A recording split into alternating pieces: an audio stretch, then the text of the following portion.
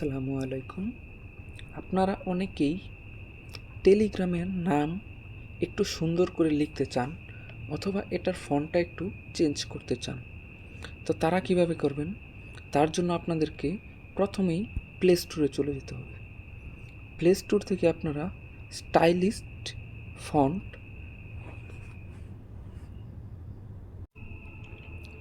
Play store থেকে stylish text fonts keyboard এই অ্যাপসটি ডাউনলোড করে নেবেন।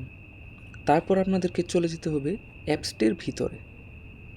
অ্যাপসটির ভিতরে আসার পর আমি এখান থেকে কপি করে নিলাম। অ্যাপসটির ভিতরে আসার পর আপনি যেই লেখাটি চাচ্ছেন সেটি এই যে উপরে এই জায়গায় লিখতে হবে। এই জায়গায় লেখার পর আপনি এখান থেকে কোন টাইপের ফন্টটি চাচ্ছেন, যেমন আমি যদি এটার উপর ক্লিক করি আপনারা দেখতে পারবেন এই যে এই সিস্টেমে এটা কিন্তু চলে আসবে।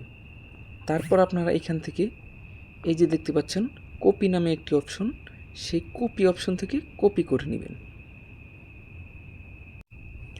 কপি করা হয়ে গেলে আপনারা এই যে দেখতে পাচ্ছেন সেটিংস অপশন, এই সেটিংস অপশনের উপর ক্লিক করবেন। তারপর ডান পাশে দেখতে পাচ্ছেন 3 ডট মেনু, সেই 3 ডট মেনুটাতে ক্লিক করবেন। এবার দেখতে পাচ্ছেন বিভিন্ন অপশন, এর মধ্যে এডিট ইনফো অর্থাৎ আপনার তথ্য এডিট করতে চান সেটার উপর ক্লিক করবেন। তো ক্লিক করার পর আমি আমার সব কিছু কেটে দিচ্ছি, আগে যে নামটি দেওয়া ছিল এবার আমি পেস্ট করে দিলাম এই অংশটুকু। এই যে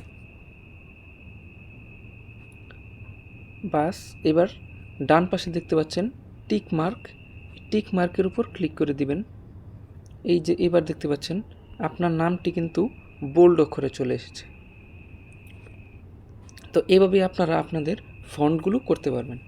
এবার যে দ্বিতীয় জিনিসটি শেখাবো সেটা হচ্ছে কিভাবে আপনারা আপনাদের ফোল্ডার তৈরি করবেন। তো ফোল্ডার তৈরি করার জন্য সেটিংস অপশনে যেতে হবে। সেটিংস অপশনে যাওয়ার পর এখানে দেখতে পাচ্ছেন চ্যাট ফোল্ডার, এই চ্যাট ফোল্ডারের উপর ক্লিক করতে হবে। এবার দেখতে পাচ্ছেন ক্রিয়েট নিউ ফোল্ডার, এই ক্রিয়েট নিউ ফোল্ডারের উপর ক্লিক করতে হবে। এখানে দেখতে পাচ্ছেন অ্যাড চ্যাট, এটার উপর ক্লিক করবেন।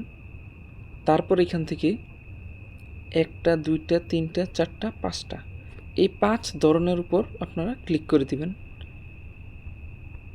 সবগুলো সিলেক্ট করার পর এই যে দেখতে পাচ্ছেন রাইট বাটন, এটার উপর ক্লিক করে দিলাম।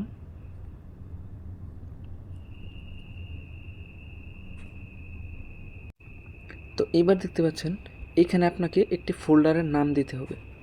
তো আমি ফোল্ডারের নাম দিয়ে দিলাম মাই দেওয়ার পর এই যে সেভ বাটনে ক্লিক করে দিতে হবে।